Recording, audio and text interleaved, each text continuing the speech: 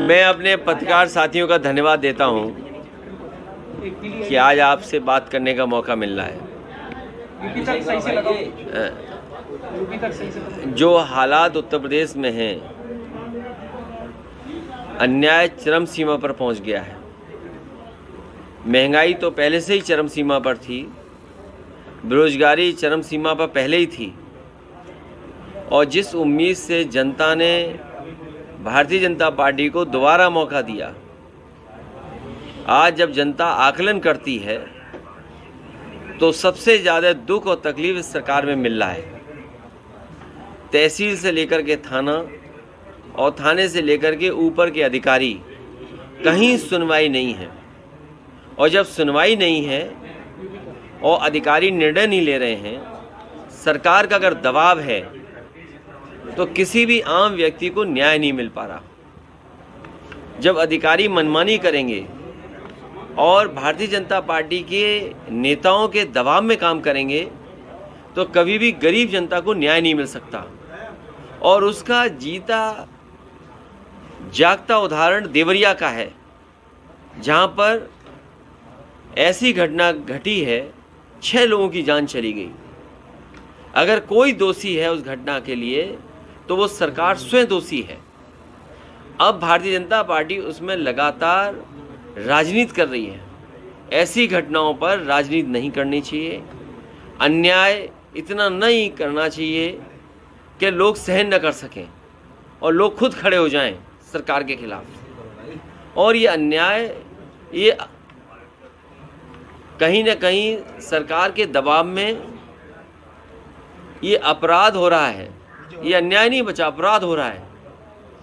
और सुनने में आ रहा है कि भारतीय जनता पार्टी के लगातार नेताओं की कोशिश है कि इससे राजनीतिक लाभ लिया जाए। राजनीतिक लाभ लेंगे अगर आप, तो घटनाएं बढ़ेंगी, कम नहीं होंगी। लेकिन जिस तरह से ईडी लगातार छापेमारी कर रही, कल अबू आजमी के ठिकानों पर भी हुई, संजय सिंह को भी गिरफ्तार किया गया, आपको क्या लग रहा है, क्या इसका भी कोई राजनीतिक? देखिए, जो सरकार में रहता है वो इन संस्थाओं का इस्तेमाल करता है। पहले कभी इस्तेमाल हुए होंगी ये संस्थाएं, आज भारतीय जनता पार्टी की सरकार है, लेकिन भारतीय जनता पार्टी ने सब सीमाएं लांघ दी। वो केवल अपने वोट के लिए, दूसरे लोगों को अपमानित करने के लिए ईडी, सीबीआई, इनकम टैक्स का सहारा ले रहे हैं। हमारी तो मांग ये होगी कि भारतीय जनता पार्टी अगर ज़ीरो टॉलरेंस रखती है करप्शन के लिए, तो अपने नेताओं के, अपने विधायक, अपने लोगों का आकलन करें कि किन किन की संपत्ति बढ़ गई है, और जिन जिन की संपत्ति लगे कि ज़्यादा बढ़ गई है, तो उनके खिलाफ भी वही कार्रवाई होनी चाहिए जो विपक्ष के खिलाफ कार्रवाई कर रहे हैं। और मैंने कई मौक़ों पर कहा कि आज ज़मीनों का काम सबसे ज़्यादा कोई कर रहा है तो भारतीय जनता पार्टी के लोग कर रहे हैं। कई शहरों में बड़े बड़े भूमाफिया पैदा किए हैं, और भूमाफियाओं का काम भारतीय जनता पार्टी स्वयं कर रही है। लखनऊ में, कानपुर में, आपके अयोध्या में, गोरखपुर में, वाराणसी में, आप जानकारी कर लें। और सरकार जब भी जांच करेगी, सबसे ज़्यादा ज़मीनों का और सबसे ज़्यादा खिलवाड़ कागज़ों से और भूमि माफिया के रूप में कोई उभर कर के आ रहे तो भारतीय जनता पार्टी स्वयं है। और अन्याय की सीमा आप देखिए, क्या कानपुर की घटना नहीं हुई? एक किसान की ज़मीन लिखवा ली, 6 करोड़ का चेक दे दिया, बाद में उस गरीब आदमी से चेक वापस लिया, चेक फाड़ दिया, उसे आत्महत्या करनी पड़ी। उसे कौन बचा रहा है? भारतीय जनता पार्टी के नेता बचा रहे हैं। इसी तरह कानपुर में एक व्यापारी को इतना मारा सिख भाई को कि उसकी आंख चली गई। कौन था वो? भारतीय जनता पार्टी का कार्यकर्ता था।